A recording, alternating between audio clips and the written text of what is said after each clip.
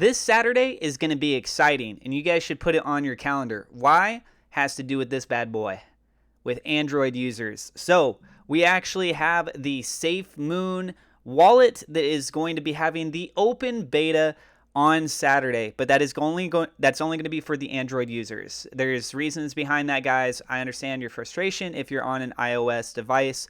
I am on an Android device, so I'm excited to take a look at this myself. One of the biggest things is that with iOS, their policies and how they handle for things for beta processes and getting the apps actually listed and then updates on, it's a huge headache and a mess, right? And oftentimes with these mobile developers, what they suggest is to go ahead and focus on the Android devices first, try and work out what they can for any sort of kinks and issues with that there, and then it's a lot more easy to be able to then do the launch over on the other device. Okay, so this Saturday is going to be very, very exciting for that, and it's been reaffirmed because we already heard about it before, but it was just posted on the SafeMoon official Twitter account that said Android SafeMoon wallet open beta drops Saturday. This feels like it's 99% sure it's going to happen. I'm not going to say 100%. Something could potentially happen, right? Let's hope not. But hey, this is being posted on August 5th, and it's saying that it's coming on the Saturday. So 2 days from now, I am looking forward to it. I think it's definitely likely. It's definitely likely. Guys, welcome to my channel. If you're new to the channel, do not forget to hit subscribe. Hit the thumbs up like button. It would be greatly appreciated. And also feel free to share the video if you think other people would find this video to be helpful. I'm trying really hard to grow with the SafeMoon community, both here and over on Twitter. One thing I've been noticing is I think I'm actually kind of getting punished a little bit in the search algorithm because I don't have SafeMoon in my username. But the thing is that I don't cover just SafeMoon. I mean, I actually cover AMC, the movie theater stock, and I've been doing a lot of talking with that. I've talked about a lot of other cryptocurrencies in the past. As far as for cryptos right now, I've only been covering SafeMoon. But yeah, it's actually been proving to be quite difficult, to be honest with you, in comparison to some of the other YouTubers and people on Twitter. I've noticed for engagement because of the word SafeMoon. I don't actually have that in my username. So if you guys do enjoy my content, I really do hope that you subscribe and you like these videos and you share them. And let's go ahead and move on. So the market as a whole is looking pretty green. We've actually got Ethereum up 4.1%. The reason being is there's the London update that was being launched today. That is very pivotal. I mean, that has to do with a lot more focus on proof of stake and is moving away from the proof of work, which is what Bitcoin is known for. What does that mean? Well, Bitcoin, you have the processors, they're providing the work trying to actually discover the Bitcoin. Whereas Ethereum is moving more towards the direction of like, hey, Ethereum's already been established, and if you say I'm taking it off of circulation, I can get rewarded in the reflections, in a sense, mechanic like that. But more importantly, I think one of the biggest mechanics that everyone's really looking forward to is having a standardized fee. So as it's been before, there's been different fluctuations, and it's been very, very sporadic, very, very volatile for the Ethereum blockchain if you're trying to do transactions off that. And a lot of cryptocurrencies are built off the Ethereum blockchain, so it's been very frustrating. You go and buy a digital asset in a game like Decentraland. Let's say the item is $40 worth of mana, which is the Decentraland currency. But then all of a sudden it's saying, hey, you got to spend $200 worth of Ethereum in Ethereum gas fees to be able to buy that thing. That makes no sense. Zero, right? You're going to waste $200 just to get a $40 item. It's ridiculous. So anyways, looking at the market here, overall, it's looking pretty green. Cardano is down a little bit. I mean, because of Ethereum doing its push, Cardano is kind of the contender, the rival of Ethereum.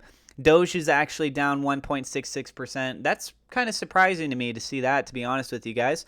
And just moving on here, SafeMoon's actually been climbing up. I didn't have that here on the side, but let me go ahead and just pull that over for you guys real quick. So as you guys can see, SafeMoon has been climbing up quite nicely here, getting very close to the 2 range. And a lot of this has to do with the market as a whole. I mean, like, you guys just take a look here, Ethereum moving up. We do have SafeMoon having pairing now on the Ethereum blockchain as well as on BNB. So BNB is the main core foundation of how SafeMoon has started. The fact that both of these are up helps prop up SafeMoon even more, and especially if more people buy. By the way, I bought more today. I've been waiting to do like a larger purchase amount of SafeMoon, so I added to my total amount, and I am proud to say that I am now more of a holder of SafeMoon than I was before. Looking at the barrier of entry to get in the top 1,000 wallets for SafeMoon, it's at 28,253,000,000. So it's gone up a little bit. It's a little bit harder to try and get into that position. Something really cool here, and this was actually posted over on the SafeMoon subreddit. Shout outs to CrayZJ. I did see somebody else had posted this as well. I'm just referencing this one from him because this is the one I found. So it's a Los Angeles Tribune article about tokenomics featuring SafeMoon. Now, what's really cool about this is that the author is Andy Leon, or Leon. I'm not sure how to say his name properly, to be honest with you, but he is working in the car industry, and we've seen him over on the Twitterverse talking a lot about SafeMoon and engaging in the SafeMoon community, and a lot of people in the SafeMoon community know of him. So he has a very long article. I'm not going to read through this whole thing, but I will provide the link in the description, so if you guys want to read it, you can. But this is posted through the Los Angeles Tribune.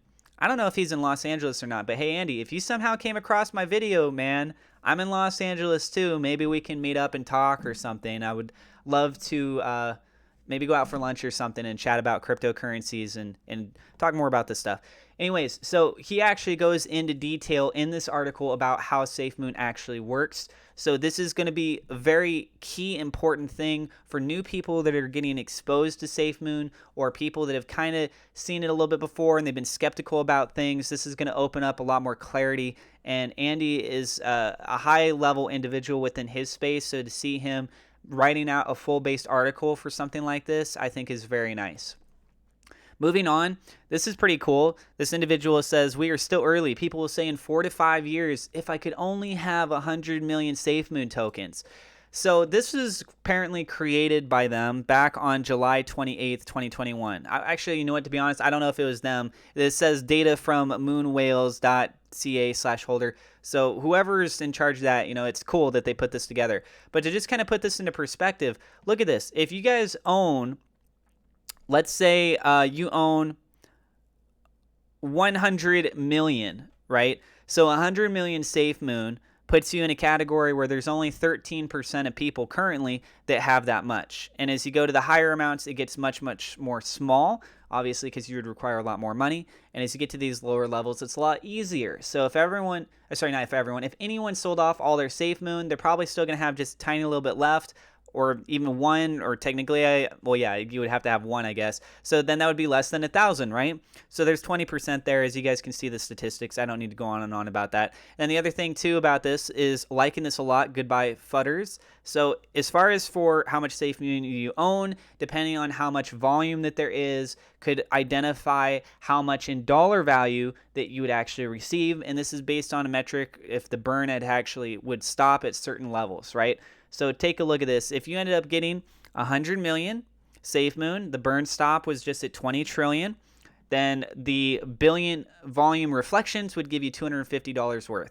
Now, if it was actually at 30 trillion, then that would give you $166 every time that there's a billion in volume. And that's in reflections, not saying that you can also, spend your 100 million or however much that you have, whatever. But I think that is absolutely awesome to see this kind of data out there. SafeMoon currently at number 77 on the top 100 list, and its comparison to that of Bitcoin, if we look over the course of the last 7 days, we do see that it is just slightly at the bottom range right here and just starting to kind of come up. So what this is really signifying is that because of the big push that's going on with that of Bitcoin, you have an opportunity here, if you own Bitcoin, to potentially capitalize on acquiring even more SafeMoon than if you're just to convert over dollars right now. All right, so the way I did this personally is I sent Bitcoin to Nexo Wallet, which is kind of like Trust Wallet. I then used their exchange swap, and I swapped it over to BNB. Then I transferred that BNB over to my Trust Wallet, and I did Pancake Swap, and I was able to acquire it that way. Okay, so if you guys want to look more into that, just go to CoinGecko. Make sure you swap this over from the dollars over to the Bitcoin side.